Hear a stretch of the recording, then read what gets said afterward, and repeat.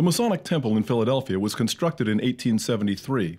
It has been called one of the great wonders of the Masonic world, adorned with some of the finest artifacts of Freemasonry and magnificent lodge rooms based on themes of the ancient architectural world. The Masonic Temple showcases the traditions and values of the Masonic fraternity. Prominent architect Brother James H. Windrum designed the Masonic Temple, and Brother George Herzog was designer and decorator for the majority of the interior. The main entrance on North Broad Street and the windows surrounding it are in the style of 11th and 12th century Norman churches, with round arches and elaborate geometric and foliated ornamentation. The massive wooden outermost pocket doors are each 17 feet high, 7 feet wide and 6 inches thick, and elaborately carved to match the surrounding stonework. Along the inner steps of the temple are 2 large bronze sphinxes. The grand foyer runs the full length of the building, from the entrance gate to the huge bronze doors of the Benjamin Franklin Room. It is decorated with Doric columns, the oldest, strongest, and simplest of the orders of Grecian architecture. Oil portraits of some of the Right Worshipful past Grand Masters are hung on these walls. The Grand Master is the elected leader of the Masonic fraternity, and he serves a 2-year term. He is called Right Worshipful, meaning he is full of worship. On the underside of the grand staircase, artists painted the Pennsylvania State Arms, the Grand Lodge seal, and a roundel with 2 male figures representing the transmission of knowledge. The medallions around the landing display the seals of all the states and territories at the time. The hallway includes polished white Tennessee marble with egg and dart molding covering the cast iron balustrade under the banister. Cylindrical newels support spherical milk glass fixtures. Brother Herzog inserted a rectangular ley light resembling a glazed skylight and painted rustic scenes on the ceiling cove. He also designed the cove's partial balustrade with flaming urns and added painted ornamentation to the moldings. The Frederick James portrait is of Brother Stephen Girard.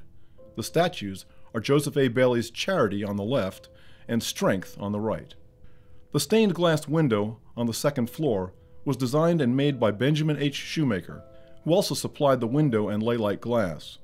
The wheel or rose at the top displays Masonic symbols: the all-seeing eye, the sun, the moon, Solomon's seal, Euclid's 47th proposition, the apron, the Grand Master's jewel, and a Bible with square and compasses. The central panel shows Moses and the burning bush. The bottom 4 panels represent the cardinal virtues: temperance, fortitude, prudence, and justice. The museum, founded in 1908, has one of the finest collections of Masonic treasures in the world, including Brother and President George Washington's Masonic apron. The museum's collection consists of more than 30,000 items. The library, founded in 1817, opened its doors in the Masonic Temple in May of 1890. It was a gentleman's reading room, where patrons could simply enjoy the daily newspapers. It holds 75,000 volumes, 30,000 documents and manuscripts, and features a circulating library established in 1952. Since 1998, the entire catalog of volumes and media has been available to eligible participants online. The Grand Banquet Hall is 94 feet long and 24 feet high, with 4 windows on the north wall and double doors on the west and south walls. It can hold up to 500 people. The architectural style is the same neoclassical as the corridors, staircases, and library, with shallow wall arches and pilasters for wall articulation. 16 stop flute columns divide the room into 3 aisles. The pilaster and column capitals are adapted from the Corinthian, with acanthus leaves, fruits, and birds. The ceiling is a trompe-l'oeil arbor of grapevines, and the floor is entirely mosaic tiles. A suite of rooms for the Grand Master's use includes a large reception or conference room, an anteroom, the Grand Master's private office, a small meeting room, and a restroom. The reception room has a mosaic tile floor, a rug, marble baseboards, wood wainscoting with raised burled veneer panels, and a wooden classical entablature dividing the walls into upper and lower parts. The lower walls between the wainscoting and entablature are painted plain white, but the surfaces above are outlined in classically inspired faux mosaic bands. The ceiling is stenciled and divided into panels by plaster beams, molded with a raised Greek key pattern. The doors and windows are topped by leaded glass transom lights. 2 huge bronze doors, each weighing a ton, open to the Benjamin Franklin Room, which was originally a vestibule at the Juniper Street entrance. It was closed off from the main corridor to make a sitting room. With an unusually elaborate ceiling, this room is comfortably furnished for the members and their guests. Oil portraits of the living Right Worshipful Past Grand Masters decorate the walls. 11 murals have also been painted far above the portraits. Except for the wood handrail, the central stair is completely cast iron by Robert Wood & Company of Philadelphia. The walls on the first and second floors, adorned with portraits of Right Worshipful Past Grand Masters, are painted and sprinkled to imitate light-colored granite. The closed outer strings have inset panels with raised vignette ornament. The octagonal newel posts on the first floor feature deep geometrical moldings. The electric lamps on the newel posts were installed in 1907. Oriental Hall fills the space originally intended for the main kitchen. It is for this reason that Oriental Hall breaks the customary rule that lodge rooms be at second floor level or higher. It was decorated in 1896 in the Moorish or Saracenic style. The colors and decorations were copied from the Alhambra in Granada, Spain, a 13th century castle. The ceiling is divided into 7,000 panels of various shapes, copied from the Hall of the Ambassadors. The border surrounding the ceiling is a pattern of the lotus flower, copied from the Salon of the Tribunals. The chandeliers are the original glass fixtures converted to electric in 1889. This is one of the first buildings in Philadelphia to have electric lights. Above the wall panels are a succession of small arches with a delicate embellishment of intricate lacy design. Ionic Hall was decorated in 1890 and takes its name from the style of architecture from Ionia, where King Ion reigned in Asia Minor. Ionians were mostly Greek immigrants. Refinement and elegance are characteristic of Ionic style. The walls are painted light blue, with panels containing full-length portraits of Right Worshipful Past Grand Masters. The primary decorative features of the room are 24 Ionic columns set at regular intervals against the perimeter. The ceiling represents heaven, and in the center shines the noonday sun, surrounded by signs of the planets and stars. The signs of the zodiac were often used decoratively by operative masons of the Middle Ages in Europe. The clock on the west wall is one of the oldest in the temple. Made in 1874, it is still keeping time. Masons have always looked to Egypt and its ceremonies of initiation and dogmas of religion imparted in symbolic forms with particular interest.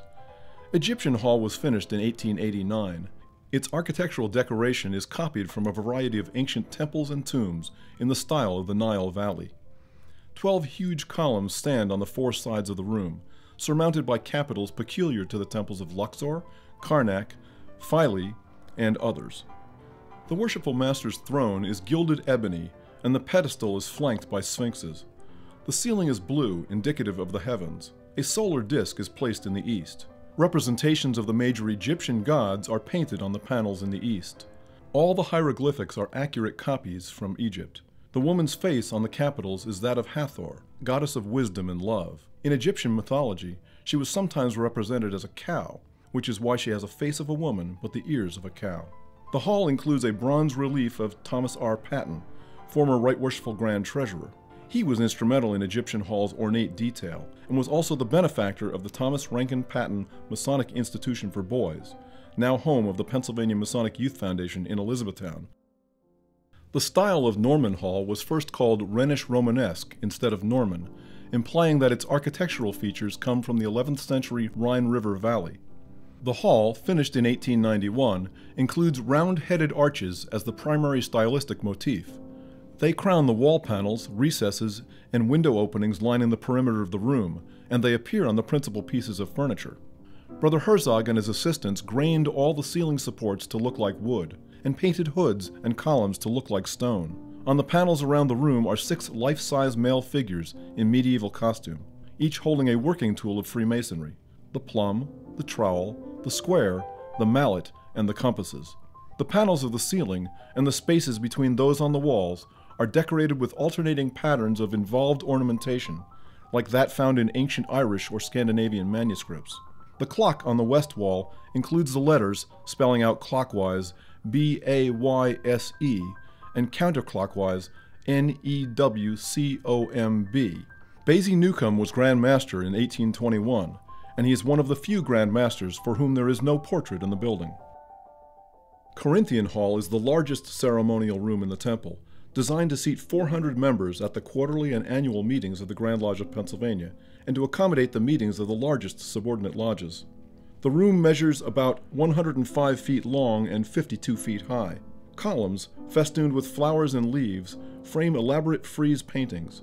The hall was remodeled in 1903 into a more archaeologically correct simulation of an ancient Greek space, with motifs copied from several ancient models, including 8 half-round caryatids in the east above the Grand Master's chair, inspired by those of the Erechtheum in Athens.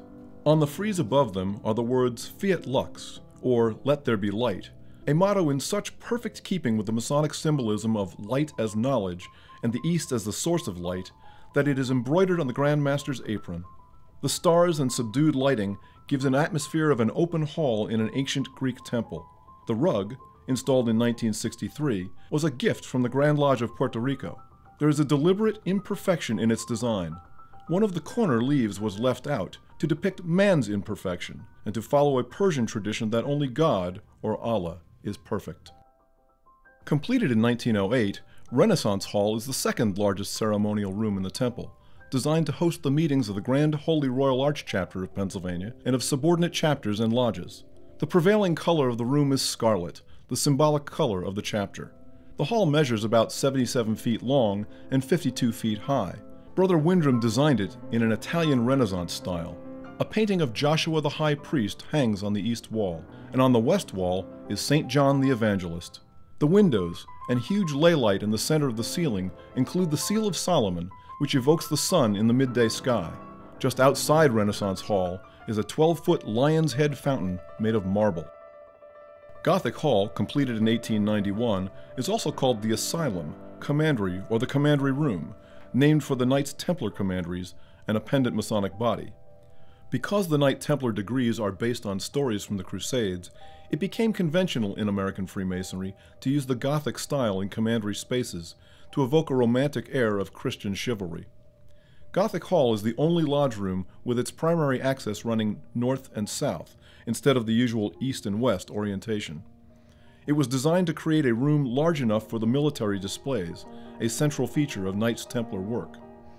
Unlike other Masonic organizations, which require a belief in a supreme being, one must profess Christianity to be a Knights Templar.